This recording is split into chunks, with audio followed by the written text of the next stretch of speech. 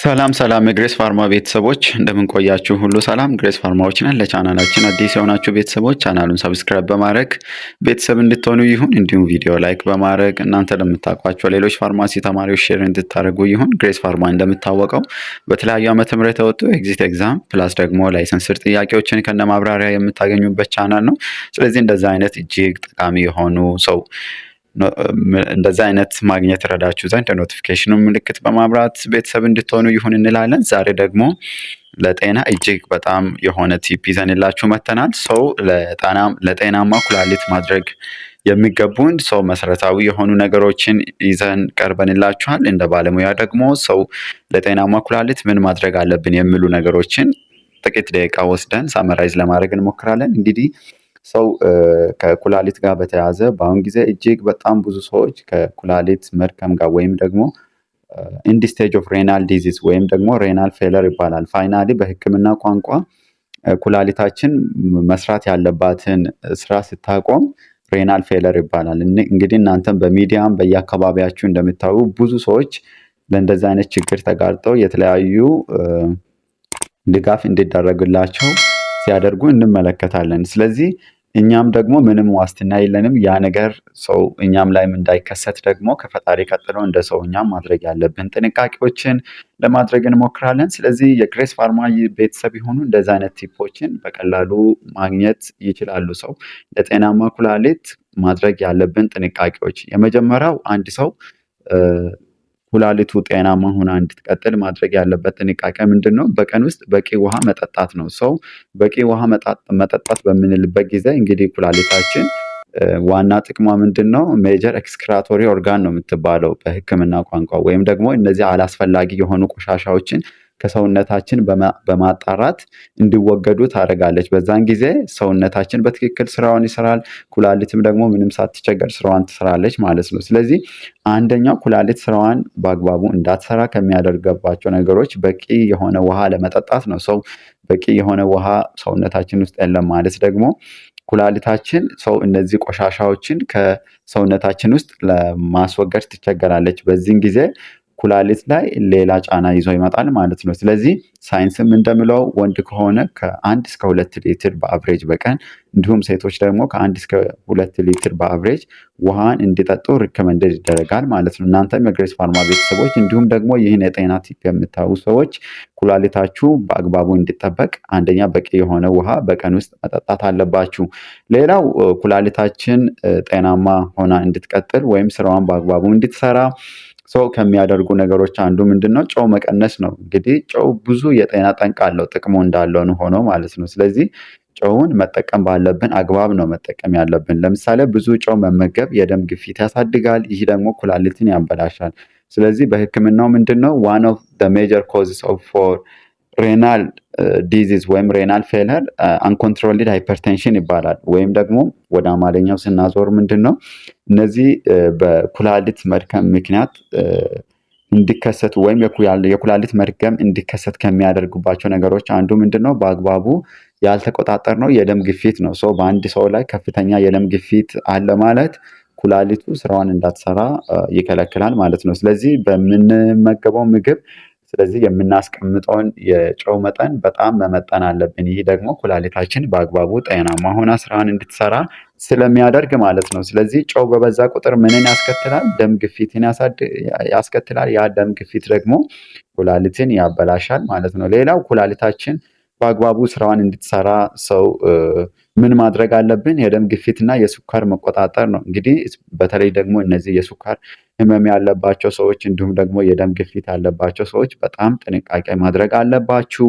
የስኳርና የደም ግፊታችሁን በየጊዜ መቆጣጠር እንዲሁም ደግሞ ክትትል የሐኪም ማድረግ አለባችሁ። ምክንያቱም አንደኛው ፎር ኢንድ ስቴጅ ኦፍ ሬናል ዲዚዝ ቅድም ለማየት ሞክረናል። አንደኛው በአግባቡ ያልተቆጣጠር ነው የደም ግፊት ነው። ሁለተኛ እና ዋነኛው ደግሞ ስኳር ነው። ስለዚህ ስኳርን በሕክምና በአግባቡ ካልተቆጣጠርን የኩላሊትን መድከም ከሚያፋጥኑ ነገሮች ውስጥ አንደኛው ነው ማለት ነው። ግሬስ ፋርማዎች ነን። ለቻናላችን አዲስ የሆናችሁ ቤተሰቦች ቻናሉን ሰብስክራይብ በማድረግ እንደዚህ እጅግ ለህይወት ጠቃሚ የሆኑ ቲፖችን ማግኘት ትችላላችሁ። ስለዚህ በዛሬ ቆይታችን ሰው ለጤናማ ኩላሊት ማድረግ ያለብን ጥንቃቄዎችን እያየናለን። ስለዚህ እናንተም ደግሞ እንደዚህ አይነት በጣም ጠቃሚ የሆኑ ነገሮችን ለማግኘት ረዳችሁ ዘንድ የግሬስ ፋርማ ቤተሰብ ይሁኑ። እንዲሁም ደግሞ ለዘመድ ወዳጆቻችሁ ሼር እንድታደርጉ ይሁን እንላለን። ሌላው ኩላሊታችን በአግባቡ ስራዋን እንድትሰራ ሰው ምን ማድረግ አለብን? መድኃኒት በጥንቃቄ መጠቀም አለብን፣ ወይም መድኃኒት በጥንቃቄ መውሰድ አለብን። ይህም በምንልበት ጊዜ በሀገራችን ኢትዮጵያ እንዲሁም ደግሞ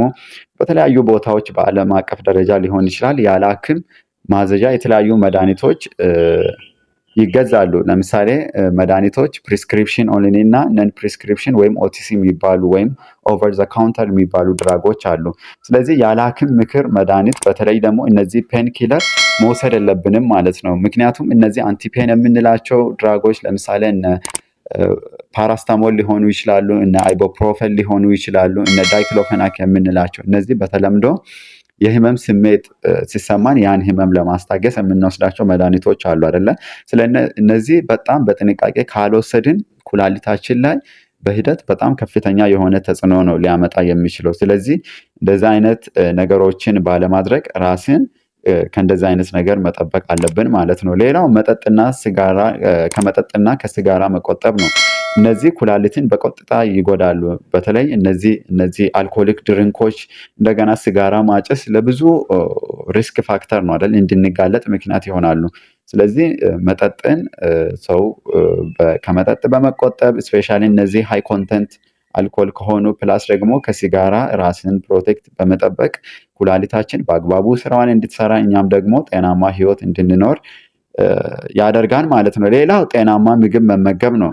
ሰው ለኩላሊታችን አንደኛው በአግባቡ ስራዋን እንድትሰራ ከሚያደርጉ ነገሮች አንዱ ጤናማ ምግብ መመገብ ነው። ጤናማ ምግብ በምንልበት ጊዜ ለምሳሌ እንደነ ፍራፍሬ፣ አትክልት፣ ተመጣጣኝ ፕሮቲን ያላቸው ምግቦችን መመገብ እጅግ ጠቃሚ ናቸው ማለት ነው። ስለዚህ ለሰውነታችንም በሽታ ለመከላከል እንዲረዳን ዘንድ ጤናማ የሆነ የምግብ መመገብ ወይም ያን መርሆ መከተል እጅግ አስፈላጊ ነው ማለት ነው። ሌላው እንቅስቃሴን ማድረግ ነው ወይም መንቀሳቀስ ነው። እንግዲህ የክብደት መቆጣጠር ኩላሊትን ይጠብቃል። ኩላሊትን ብቻ ሳይሆን እነዚህ ከካርዲዮቫስኩላር ሪስክ ዲዚዝ ተብሎ ለምሳሌ እነ ደም ግፊት ሊሆኑ ይችላሉ።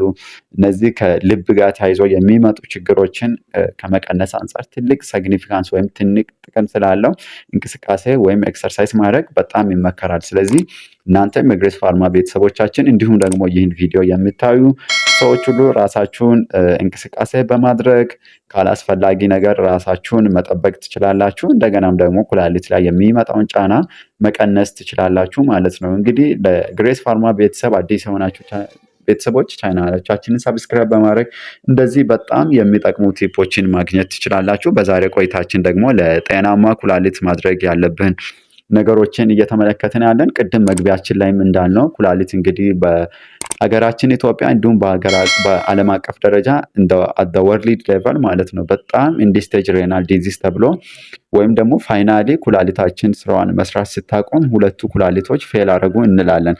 ስለዚህ በየቦታው የተለያዩ የድጋፍ ጥሪዎች ሲደረጉ በሚያሳዝን ሁኔታ እንመለከታለን። ያ ነገር ደግሞ እንዳይከሰት ምን ማድረግ አለብን፣ ባለን ነገር ላይ ጤናችንን እንዴት መጠበቅ አለብን በሚል ዙሪያ እያየናለን። 8ኛ ቲፕ ላይ ደርሰናል። 8ኛው ምንድን ነው? መደበኛ የጤና ምርመራ ማድረግ ነው። በተለይ ከቻልን በየ3 ወር ልዩነት፣ ካልተቻለ በ6 ወር ልዩነት፣ ካልሆነም ደግሞ ከአቅማችን በላይ ወይም የኑሮ ሁኔታ በጣም የሚያሳስበን እና ያን ለማድረግ መደበኛ የጤና ምርመራ ማድረግ ካልቻልን ቢያንስ በዓመት አንዴ የመደበኛ የሆነ የጤና ምርመራ በማድረግ በተለይ ደግሞ የሱካር ወይም የደም ግፊት ካለ አስፈላጊ ነው። በተለይ እነዚህ የሱካር ህመምተኞች የሆኑ ሰዎች እንዲሁም የደም ግፊት ያለባቸው ሰዎች እነዚህ በጣም ቫይታል ኦርጋን የሚባሉ አሉ ለሰውነታችን በጣም እጅግ ጠቃሚ የሆኑ። ስለዚህ መደበኛ የሆነ ምርመራ በማድረግ ራስዎን ከእንደዚህ አላስፈላጊ ከሆኑ ጠንቆች መጠበቅ ይችላሉ። ስለነበረን ቆይታ እጅግ አድርገን እናመሰግናለን። ቪዲዮን ከወደዳችሁት ቻናላችንን ሰብስክራይብ እንዲሁም ቪዲዮ ላይክ፣ ሼር ማድረግ እንዳይረሳ። ዛሬ በነበረን ቆይታ ለኩላሊት ሰው ለጤናማ ኩላሊት የሚጠቅሙ መሰረታዊ የሆኑ ነገሮችን አንስተን ለማየት እንሞክረናል። በቀጣይ ፓርት እስክንገናኝ ድረስ እንግዲህ ለቻናላችን አዲስ የሆናችሁ ቤተሰቦች ቻናላችንን ሰብስክራይብ በማድረግ ቤተሰብ እንድትሆኑ እንዲህ ደግሞ እየሰራን የምንለቃቸው የጤና ቲፖችን ማግኘት ይረዳችሁ ዘንድ ቤተሰብ እንድትሆኑ ይሁን። ስለነበረን ቆይታ እጅግ አድርገን እናመሰግናለን። ቀጣይ እንድንሰራላችሁን የምትፈልጉትን ደግሞ በኮሜንት ሴክሽን ብታስቀምጡልን እኛም በዛ ወይ ለመዘጋጀት እንሞክራለን። ግሬስ ፋርማዎች ነን። ጤናችሁ ይጠበቅ፣ ሰላማችሁ ይብዛ። ባይ ባይ።